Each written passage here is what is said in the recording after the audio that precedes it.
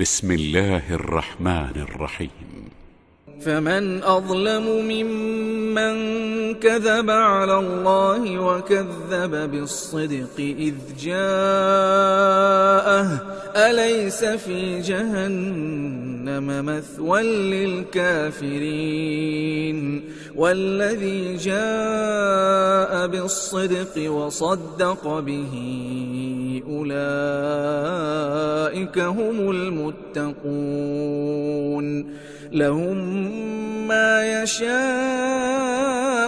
عند ربهم ذلك جزاء المحسنين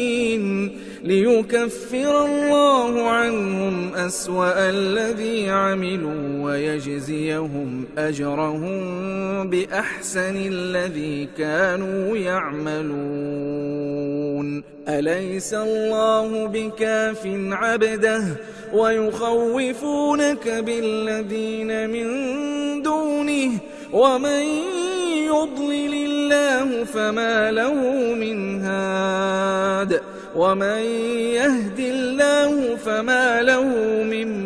مضل أليس الله بعزيز ذي انتقام ولئن سألتهم من خلق السماوات والأرض ليقولن الله قل أفرأيتم ما تدعون من دون الله إن أرادني الله بضر هل هن كاشفات ضره أو أرادني برحمة هل هن ممسكات رحمته قل حسبي الله عليه يتوكل المتوكلون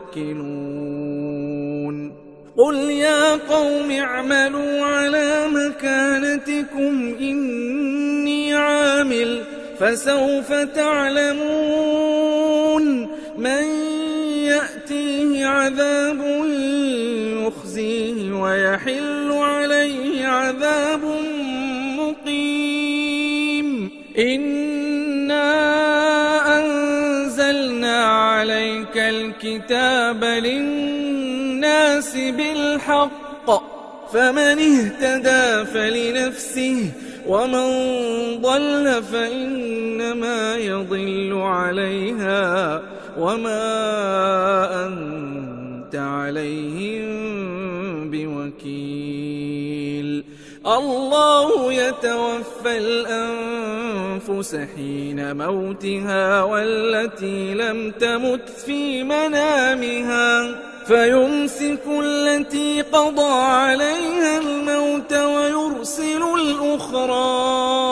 إلى أجل مسمى إن في ذلك لآيات لقوم يتفكرون أم اتخذوا من دون الله شفعاء قل أولو كانوا لا يملكون شيئا ولا يعقلون قل لله الشفاعة جميعا له ملك السماوات والأرض ثم إليه ترجعون وإذا ذكر الله وحده اشمأزت قلوب الذين لا يؤمنون بالآخرة وإذا ذكر الذين من دونه إذا هم يستبشرون قل اللهم فاطر السماوات والأرض عالم الغيب والشهادة أنت تحكم بين عبادك فيما كانوا فيه يختلفون ولو أن للذين ظلموا ما في الأرض جميعا ومثله معه لافتدوا به من سوء العذاب يوم القيامة وبدا لهم من الله ما لم يكونوا يحتسبون وبدا لهم سيئات ما كسبوا وحاق بهم ما كانوا به يستهزئون فإذا مس الإنسان ضر دعانا ثم إذا خولناه نعمة منا قال إنما أوتيته على علم بل هي فتنة ولكن أكثرهم لا يعلمون قد قالها الذين من قبلهم فما أغنى عنهم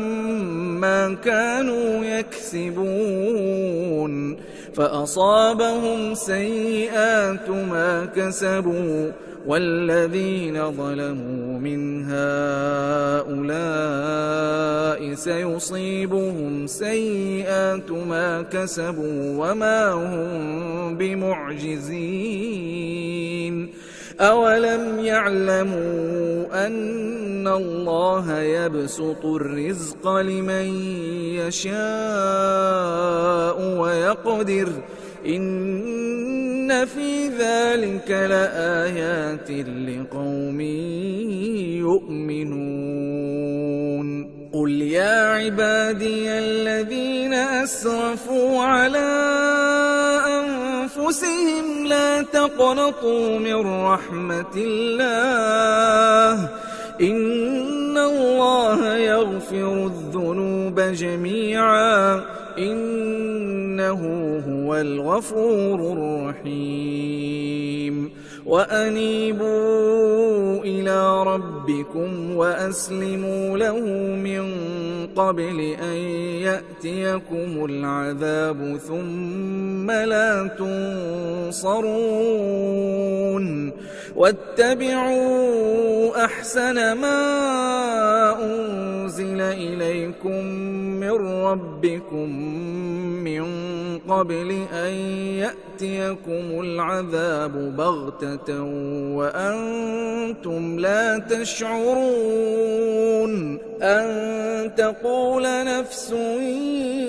يا حسرة على ما فرطت في جنب الله وإن كنت لمن الساخرين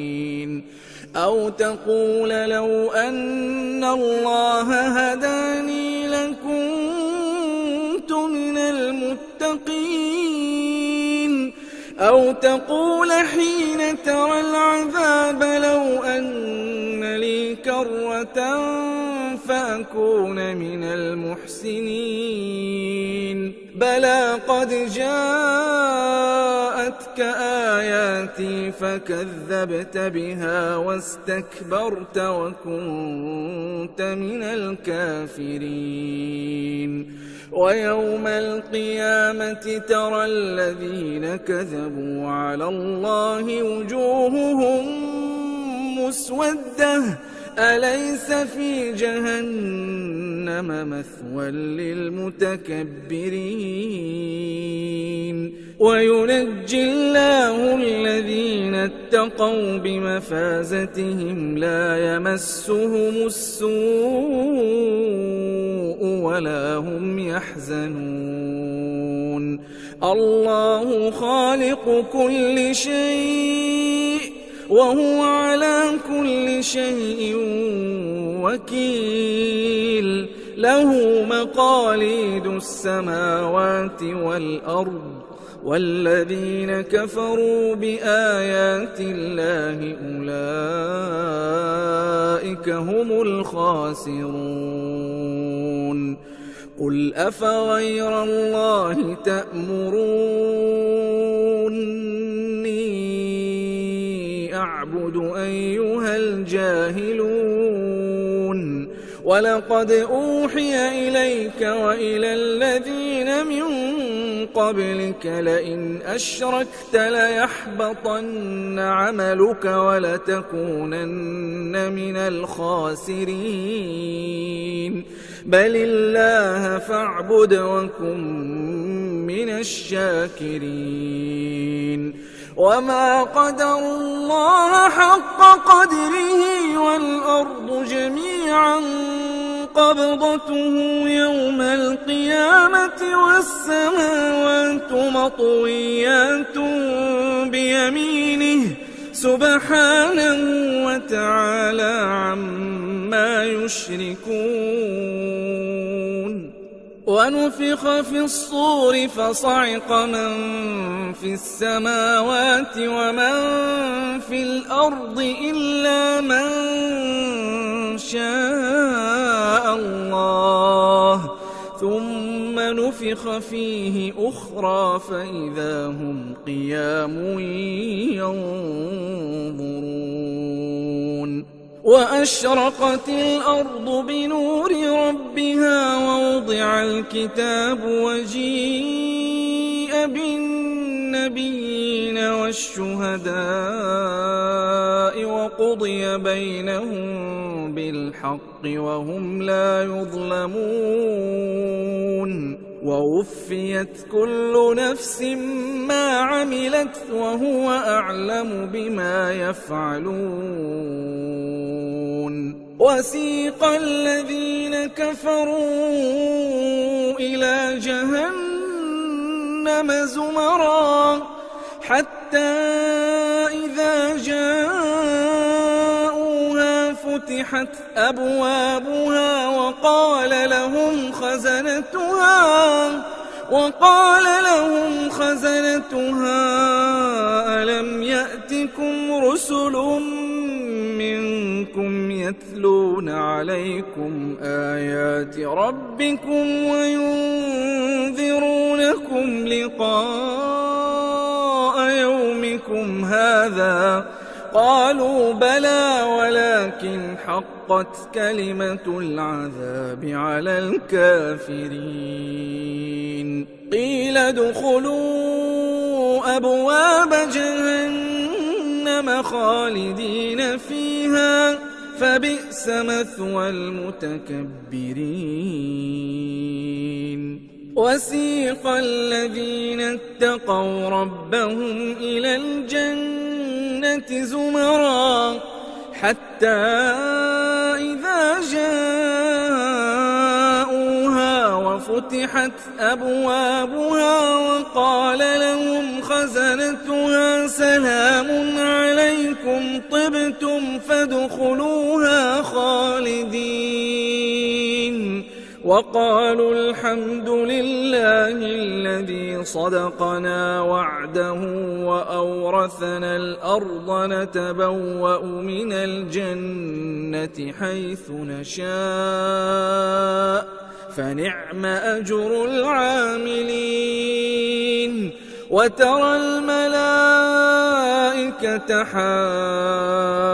حافين من حول العرش يسبحون بحمد ربهم وقضي بينهم بالحق وقيل الحمد لله رب العالمين.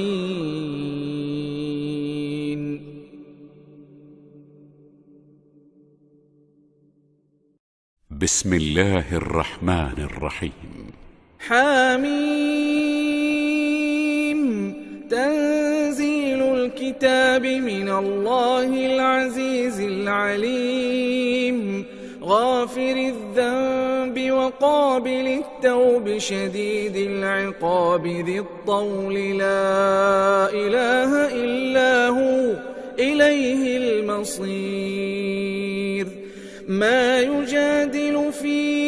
آيات الله إلا الذين كفروا فلا يغررك تقلبهم في البلاد كذبت قبلهم قوم نوح والأحزاب من بعدهم وهمت كل أمة برسولهم ليأخذوه وجادلوا بالباطل ليدحضوا به الحق فأخذتهم فكيف كان عقاب. وكذلك حقت كلمة ربك على الذين كفروا أنهم أصحاب النار الذين يحملون العرش ومن حوله يسبحون بحمد ربهم ويؤمنون به ويستغفرون للذين آمنوا ربنا وسعت كل شيء رحمة وعلما فاغفر للذين تابوا واتبعوا سبيلك وقهم عذاب الجحيم ربنا وأدخلهم جنات عدن التي وعدتهم ومن صلح من آبائهم وأزواجهم وذرياتهم إنك أنت العزيز الحكيم وقهم السيئات ومن تق السيئات يومئذ فقد رحمته وذلك هو الفوز العظيم إن الذين كفروا ينادون لمقت الله أكبر من مقتكم أنفسكم إذ تدعون إلى الإيمان فتكفرون قالوا ربنا أمتنا اثنتين وأحييتنا اثنتين فاعترفنا بذنوبنا فهل إلى خروج من سبيل ذلكم بأنه إذا دعي الله وحده كفرتم وإن يشرك به تؤمنوا فالحكم لله العلي الكبير هو الذي يريكم آياته وينزل لكم من السماء رزقا وما يتذكر إلا من ينيب فادعوا الله مخلصين له الدين ولو كره الكافرون رفيع الدرجات ذو العرش يلقي الروح من أمره على من يشاء من عباده لينذر يوم التلاق يوم هم بارزون لا يخفى على الله منهم شيء لمن الملك اليوم لله الواحد القهار اليوم تجزى كل نفس بما كسبت لا ظلم اليوم إن الله سريع الحساب وأنذرهم يوم الآزفة إذ القلوب لدى الحناجر كاظمين ما للظالمين من حميم ولا شفيع يطاع يعلم خائنة الأعين وما تخفي الصدور والله يقضي بالحق والذين يدعون من دونه لا يقضون بشيء إن الله هو السميع البصير أولم يسيروا في الأرض فينظروا كيف كان عاقبة الذين كانوا من قبلهم كانوا هم أشد منهم قوة وآثارا في الأرض فأخذهم الله بذنوبهم وما كان لهم من الله من واق ذلك بأن إنهم كانت تأتيهم رسلهم بالبينات فكفروا فأخذهم الله إنه قوي شديد العقاب ولقد أرسلنا موسى بآياتنا وسلطان مبين إلى فرعون وهامان وقارون فقالوا ساحر كذاب فلما جاءهم بالحق من عندنا قالوا اقتلوا أبناء الذين آمنوا معه واستحيوا نساءهم وما كيد الكافرين إلا في ضلال وقال فرعون ذروني أقتل موسى وليدع ربه إني أخاف أن يبدل دينكم أو أن يظهر في الأرض الفساد وقال موسى إني عذت بربي وربكم من كل متكبر لا يؤمن بيوم الحساب وقال رجل مؤمن من آل فرعون يكتم إيمانه أتقتلون رجلا أن يقول ربي الله وقد جاءكم بالبينات من ربكم وإن يك كاذبا فعليه كذبه وإن يك صادقا يصبكم بعض الذي يعدكم إن الله لا يهدي من هو مسرف كذاب يا قوم لكم الملك اليوم ظاهرين في الأرض فمن ينصرنا من بأس الله إن جاءنا قال فرعون ما أريكم إلا ما أرى وما أهديكم إلا سبيل الرشاد وقال الذي آمن يا قوم إني أخاف عليكم مثل يوم الأحزاب مثل دأب قوم نوح وعاد وثمود والذين من بعدهم وما الله يريد ظلما للعباد ويا قوم إني أخاف عليكم يوم التناد يوم تولون مدبرين ما لكم من الله من عاصم ومن يضلل الله فما له من هاد ولقد جاءكم يوسف من قبل بالبينات فما زلتم في شك مما جاءكم به حتى إذا هلك قلتم لن يبعث الله من بعده رسولا كذلك يضل الله من هو مسرف مرتاب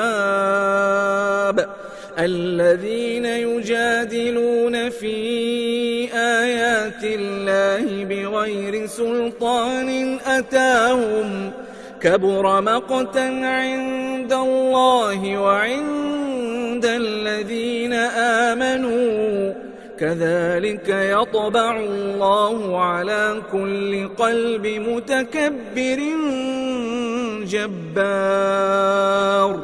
وقال فرعون يا هامان ابن لي صرحا لعلي أبلغ أسباب السماوات فأطلع إلى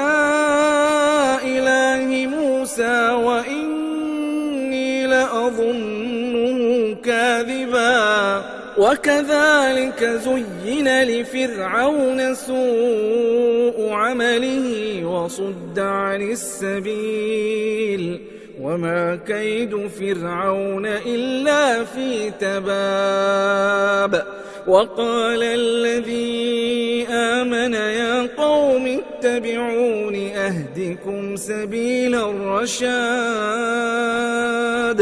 يا قوم إنما هذه الحياة الدنيا متاع وإن الآخرة هي دار القرار من عمل سيئة فلا يجزى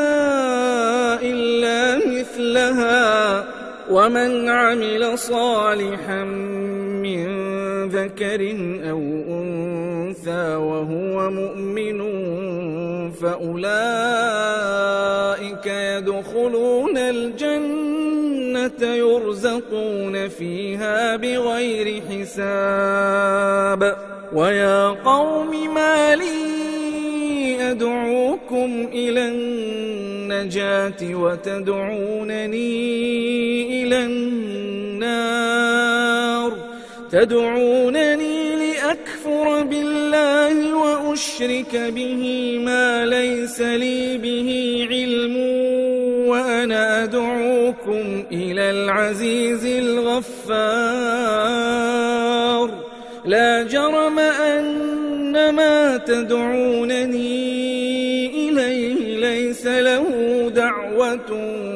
في الدنيا ولا في الآخرة وأن مردنا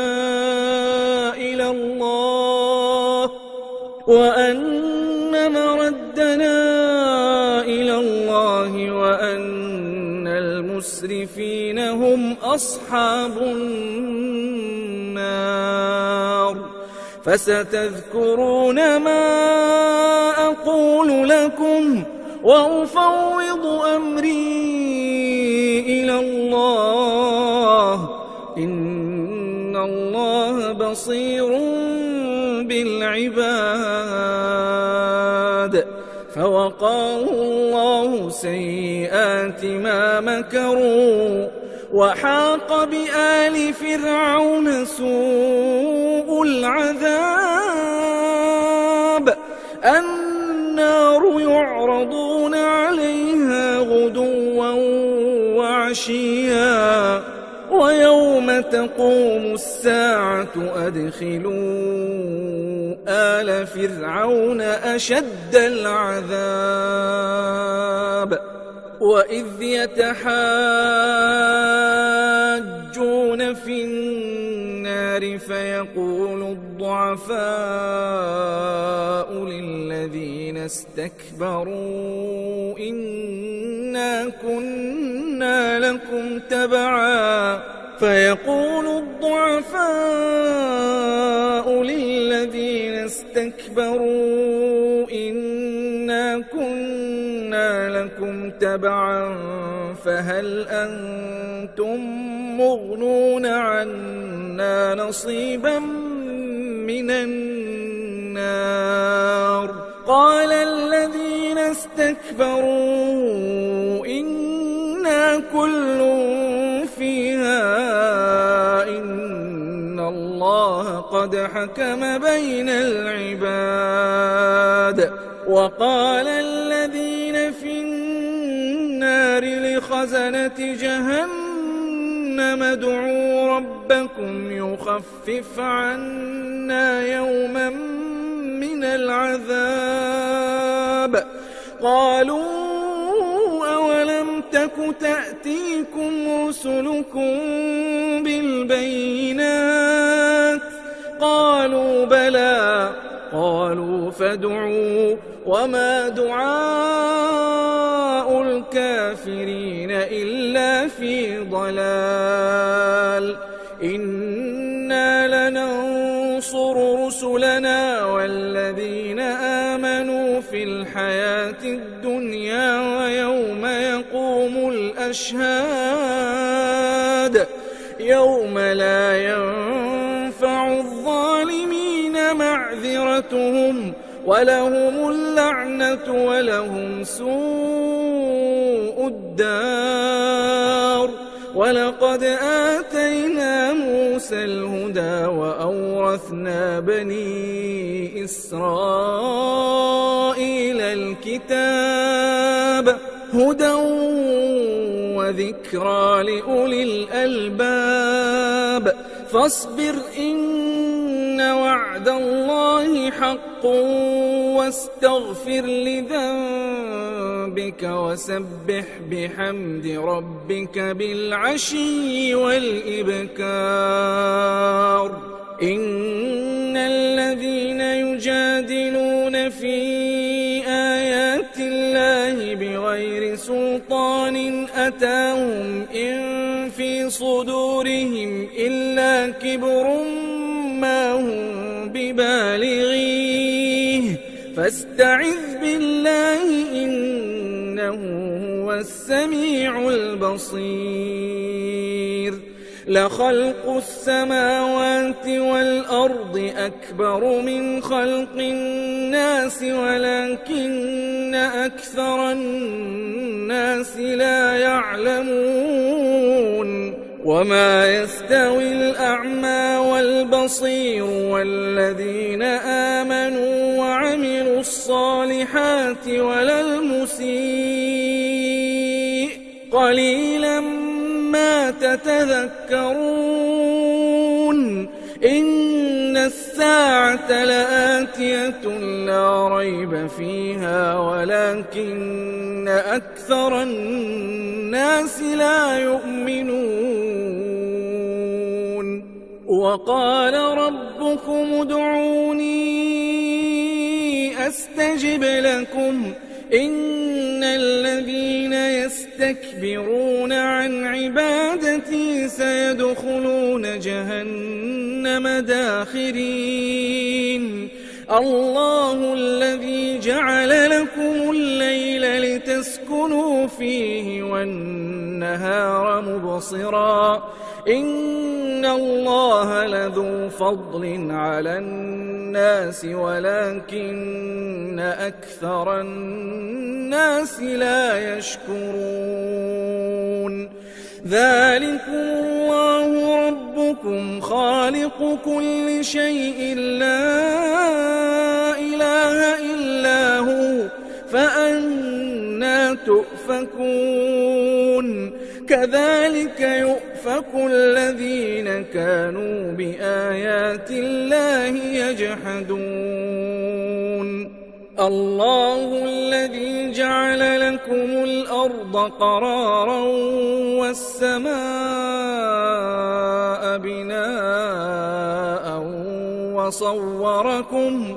وصوركم فأحسن صوركم ورزقكم من الطيبات ذلكم الله ربكم فتبارك الله رب العالمين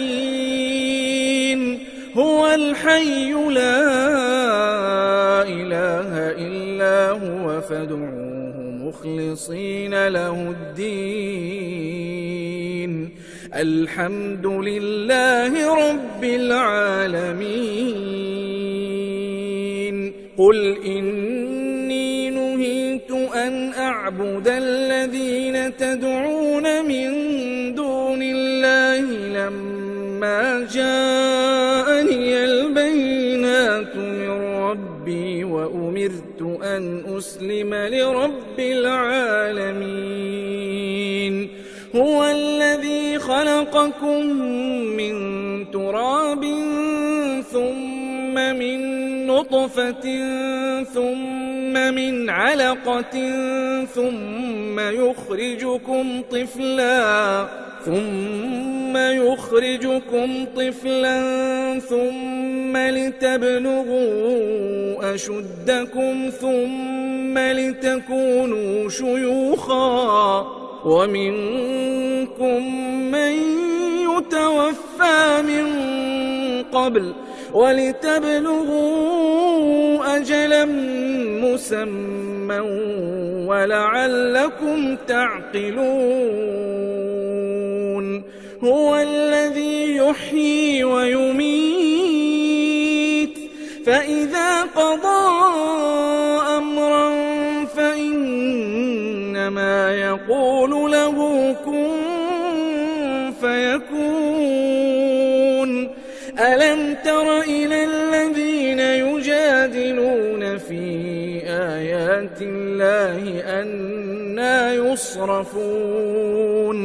الذين كذبوا بالكتاب وبما أرسلنا به رسلنا فسوف يعلمون إذ الأغلال في أعناقهم والسلاسل يسحبون في الحميم ثم في النار يسجرون ثم قيل لهم أين ما كنتم تشركون من دون الله قالوا ضلوا عنا بل لم نكن ندعو من قبل شيئا كذلك يضل الله الكافرين ذلكم بما كنتم تفرحون في الأرض بغير الحق وبما كنتم تمرحون ادخلوا أبواب جهنم خالدين فيها فبئس مثوى المتكبرين فاصبر إن وعد الله حق فإما نرينك بعض الذي نعدهم أو نتوفينك فإلينا يرجعون ولقد أرسلنا رسلا من قبلك منهم من قصصنا عليك ومنهم من لم نقصص عليك وما كان لرسول أن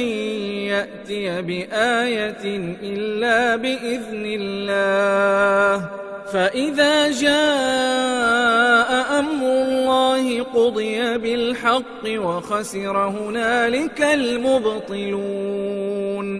الله الذي جعل لكم الأنعام لتركبوا منها ومنها تأكلون ولكم فيها منافع ولتبلغوا عليها حاجة في صدوركم وعليها وعلى الفلك تحملون ويريكم آياته فأي آيات الله تنكرون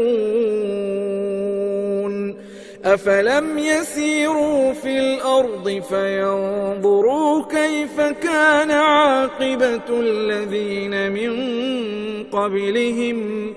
كانوا أكثر منهم وأشد قوة وآثارا في الأرض فما أغنى عنهم ما كانوا يكسبون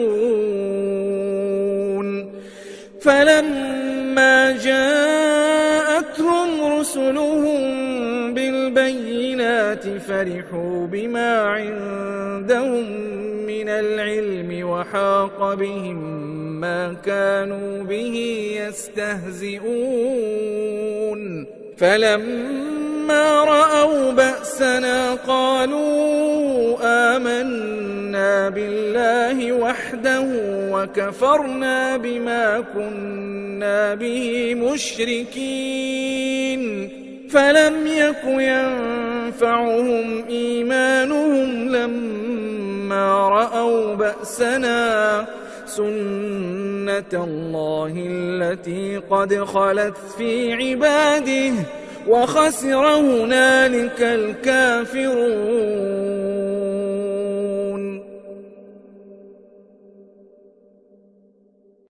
بسم الله الرحمن الرحيم. حميم تنزيل من الرحمن الرحيم كتاب فصلت آياته قرآنا عربيا لقوم يعلمون بشيرا ونذيرا فأعرض أكثرهم فهم لا يسمعون وقالوا قلوبنا في أكنة مما تدعونا إليه وفي آذاننا وقر ومن بيننا وبينك حجاب فاعمل إننا عاملون قل إنما أنا بشر مثلكم يوحى إلي أنما إلهكم إله واحد فاستقيموا إليه واستغفروه وويل للمشركين الذين لا يؤتون الزكاة وهم بالآخرة هم كافرون إن الذين آمنوا وعملوا الصالحات لهم أجر غير ممنون قل أئنكم لتكفرون بالذي خلق الأرض في يومين وتجعلون له أندادا ذلك رب العالمين وجعل فيها رواسي من فوقها وبارك فيها وقدر فيها أقواتها في 4 أيام سواء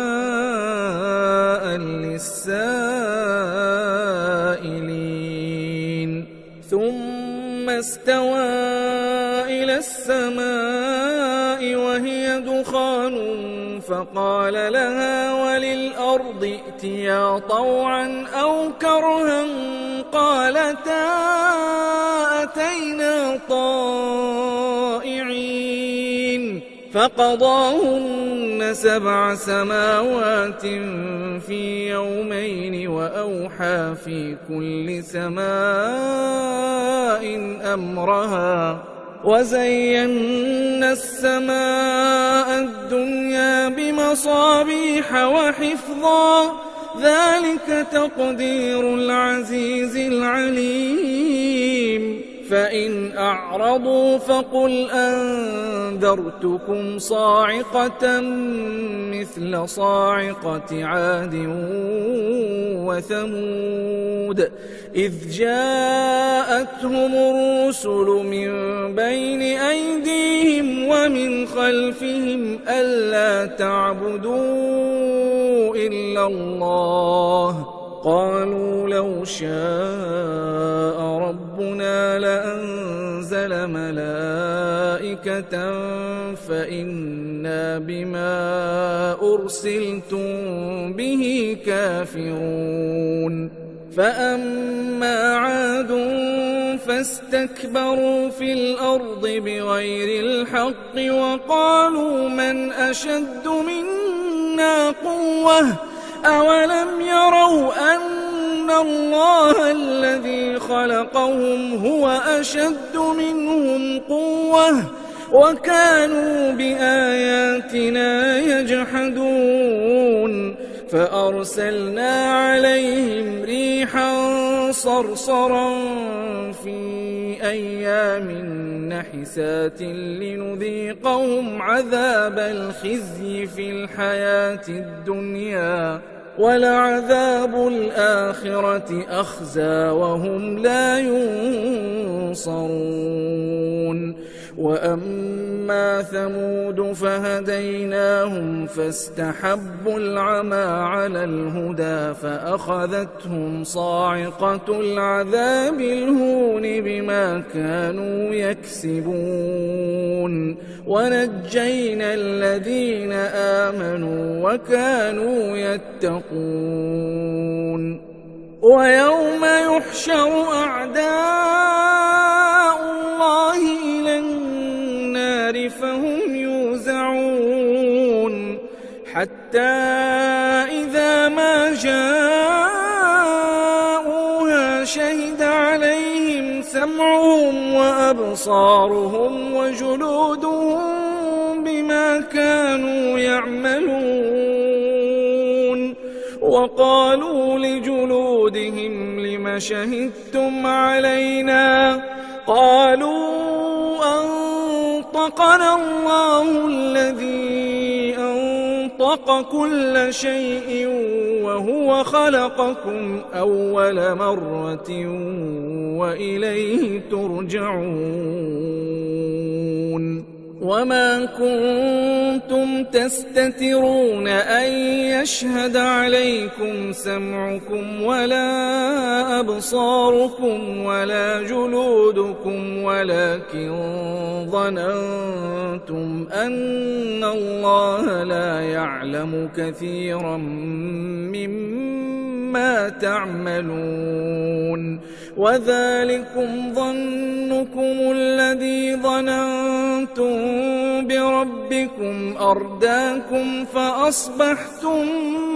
من الخاسرين. فإن يصبروا فالنار مثوى لهم وإن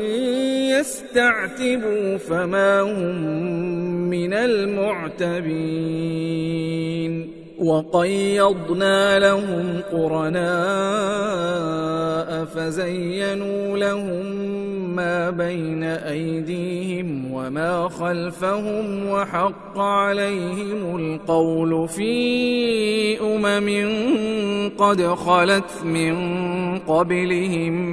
من الجن والإنس إنهم كانوا خاسرين. وقال الذين كفروا لا تسمعوا لهذا القرآن والغوا فيه لعلكم تغلبون.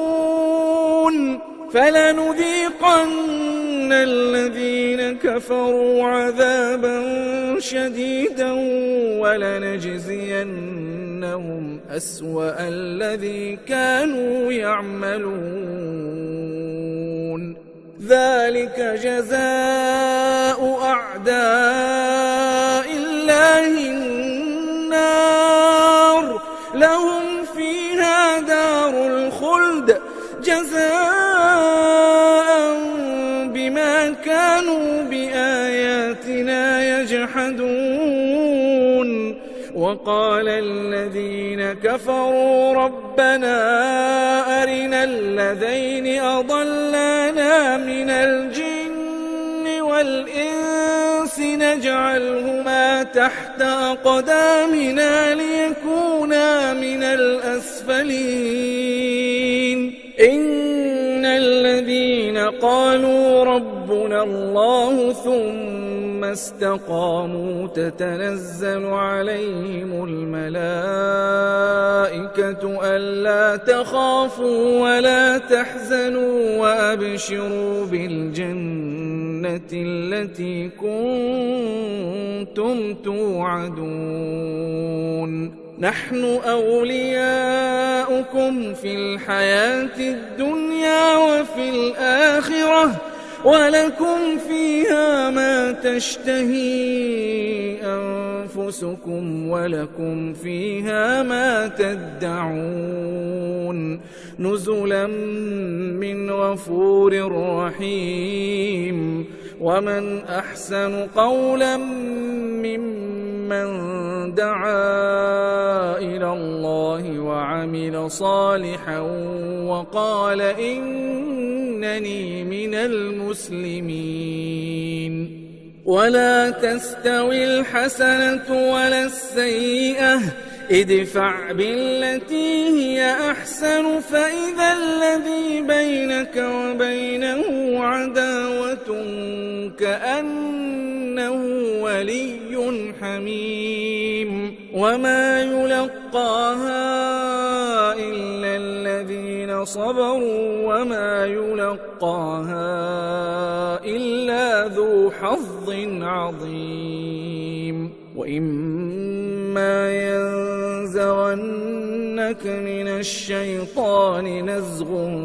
فاستعذ بالله إنه هو السميع العليم. ومن آياته الليل والنهار والشمس والقمر، لا تسجدوا للشمس ولا للقمر واسجدوا لله الذي خلقهن إن كنتم إياه تعبدون. فإن استكبروا فالذين عند ربك يسبحون له بالليل والنهار وهم لا يسأمون. ومن آياته أنك ترى الأرض خاشعة فإذا أنزلنا عليها الماء اهتزت وربت إن الذي أحياها لمحيي الموتى إنه على كل شيء قدير. إن الذين يلحدون في آياتنا لا يخفون علينا أفمن يلقى في النار خير أم من يأتي آمنا يوم القيامة اعملوا ما شئتم إنه بما تعملون بصير. إن الذين كفروا بالذكر لما جاءهم وإنه لكتاب عزيز لا يأتيه الباطل من بين يديه ولا من خلفه تنزيل من حكيم حميد. ما يقال لك إلا ما قد قيل للرسل من قبلك إن ربك لذو مغفرة وذو عقاب أليم. ولو جعلناه قرآنا أعجميا لقالوا لولا فصلت آياته أعجمي وعربي قل هو للذين آمنوا هدى وشفاء